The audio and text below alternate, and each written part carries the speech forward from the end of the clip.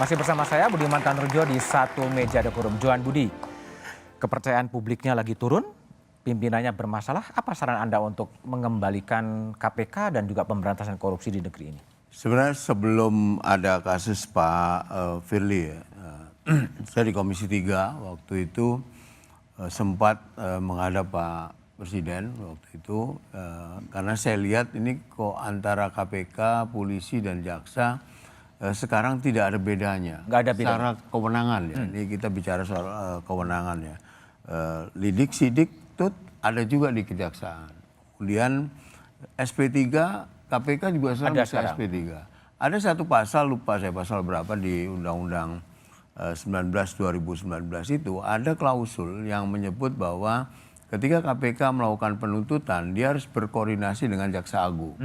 Sementara KPK itu tugasnya adalah melakukan supervisi terhadap kasus korupsi yang ditangani oleh siapa, yang ditangani oleh kepolisian dan kejaksaan. Jadi ini kan, itu sempat saya tanyakan juga waktu itu ke pimpinan KPK ya ketika rapat kerja. Sehingga saya waktu itu punya ide untuk membuat merevisi undang-undang KPK yang sekarang, tapi KPK diperkuat gitu. Jadi ada kelebihan, KPK ini kan anak kandung reformasi ya, yang lahir dari reformasi. Yang dulu katanya KPK itu super body katanya, yang punya kewenangan lebih 30 2002 itu. Sekarang 2019 itu menjadikan KPK sama saja, bukan super body lagi. Dan lagi sekarang dia sebagai klasternya eksekutif. Iya, ini juga banyak pengaruhnya ya kepada SOP. Saran Anda apa sekarang? Itu tadi membuat revisi undang-undang KPK yang kemudian memperkuat KPK yang diberi kewenangan harus, sekarang kita mau ekstrem seperti apa gitu. KPK oke, kita serahkan semua kasus korupsi KPK yang ngusut. Tapi penuntutan di kejaksaan itu misalnya. Jadi mendesain ulang ya? Ya, mendesain ulang. Kemudian poinnya adalah KPK ini harus diperkuat lembaganya ini dibongkar lah. Dibongkar ulang. Kewenangannya itu dibongkar. Baik. Kemudian ya diberi penguatan. Oke, Abraham Samad, apa saran Anda untuk melakukan rebound terhadap pimpinan KPK sebetulnya? Sebenarnya sederhana ya menurut saya. Kita kembali aja, kalau kita tidak ingin membuat undang-undang yang lebih jelimet, kita kembali ke undang-undang lama. Oke, substansinya dengan sama. Cara? Kita susun kembali dan merubah undang-undang baru, revisi ya, tapi substansi di undang-undang lama itu sebenarnya sudah sangat memadai. Kan kalau kita lihat ya, kenapa sampai revisi undang-undang itu terjadi? Karena paling banyak dipermasalahkan mengenai penyadapan dulu. Orang DPR takut gitu ya. Padahal sebenarnya satu-satunya lembaga penegak hukum yang bisa dipercaya penyadapannya itu KPK, lawful interception. Jadi dia diaudit dan auditnya itu bisa dipertanggungjawabkan sehingga tidak perlu ada yang dikhawatirkan menurut saya. Itu yang pertama. Kemudian yang kedua, kalau kita lihat filosofi pembentukan KPK ya, itu ada di dalam konsideran undang-undang yang lama, itu menjelaskan bahwa adanya ketidakmampuan lembaga penegak hukum polisi dan jaksa untuk melakukan pemberantasan korupsi, maka dibentuklah KPK. Jadi KPK ini dia men-trigger sebenarnya, bukan sama, dia men-trigger. Jadi dia trigger polisi dan kejaksaan agar bisa. Sekarang udah baik? Polisi dan jaksa? Belum juga.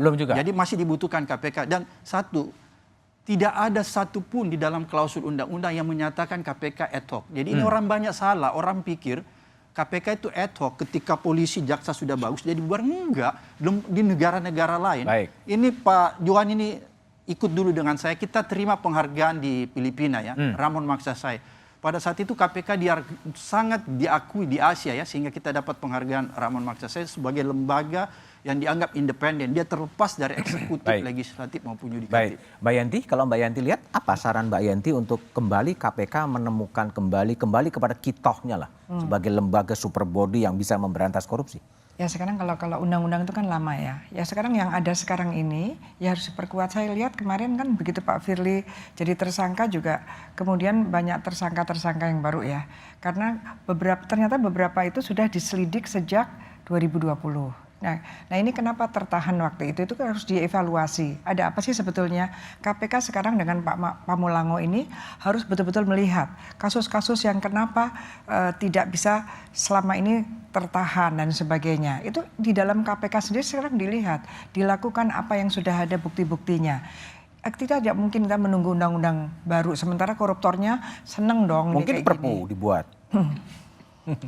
Nggak tahu juga ya. Tapi yang jelas gini, kita jangan sampai menunda kalau ada koruptor-koruptor yang memang harus segera ditangani. Dan sudah banyak yang sudah ada dan akan ada itu sudah banyak sekali. Jadi kita jangan menunda. Kalau kita menunda dengan bertanya apakah ini perlu diperbaiki dan sebagainya atau kita evaluasi kewenangan KPK, karena KPK yang diacu dulu diacu adalah Hong Kong pun memang kewenangannya tidak seperti ini ya, hanya penyidikan saja. Jadi macam-macam alasannya, negara itu sendiri yang tahu bahwa KPK-nya memerlukan seperti apa, bagaimana kejaksaannya sekarang, polisi Indonesia seperti apa. Saya kira itu harus dievaluasi ke dalam. Istana harus ngapain? Istana harus memikirkan itu semua. Memikirkan dan mengevaluasi. Memikirkan dan mengevaluasi. Bertindak lah. Langsung bertindak ya. Dan dilihat betul gitu ya, antara 3 lembaga yang ada ini, apalagi kan masa kepemimpinan ini kan tinggal sedikit, kalau bisa ya diselesaikan semua gitu kan. Oke, baik. Mas Rumadi, Istana gimana? Apakah terpikir kemudian membuat sebuah, karena situasinya tadi kan agak genting dalam bahasa saja ya, mungkin beda dengan itu, menerbitkan perpu mengembalikan KPK kepada versi orinya gitu? Belum. Istana belum berpikir sampai sejauh itu ya. Kita memang sekarang ini masih dalam tahap untuk memastikan apakah dalam waktu dekat ini ada recovery kepercayaan publik atau tidak. Gitu. Jadi memang secara internal saya kira KPK juga perlu bahasa agamanya itu muhasabah lah. Melakukan introspeksi mengapa misalnya dukungan publik bisa seperti ini, padahal dulu KPK itu didukung publik luar biasa. Saya kira memang harus ada refleksi pada aspek itu. Itu yang pertama, Mas. Kemudian yang kedua, saya kira kalau kita memang mau memperkuat, mempercepat penanganan korupsi, saya kira ada undang-undang RU lain yang juga perlu kita percepat, misalnya RU perampasan aset misalnya yang mentok di DPR. Masih mentok di DPR. Sejak bulan Mei Presiden sudah berkirim surpres ke DPR, tapi sampai sekarang belum ada tindak lanjutnya seperti apa. Saya kira memang semua komponen baik eksekutif kemudian legislatif termasuk yudikatif, saya kira memang harus bekerja sama-sama, karena pencegahan korupsi, pemberantasan korupsi itu bukan semata-mata eksekutif, itu beyond eksekutif. Jadi beyond eksekutif. Jadi semua komponen saya kira memang harus bahu-membahu dengan niat baik untuk bagaimana negara ini bisa bersih dari korupsi. Jadi bukan hanya sekedar sama-sama bekerja, tapi bekerja sama untuk memberantas korupsi.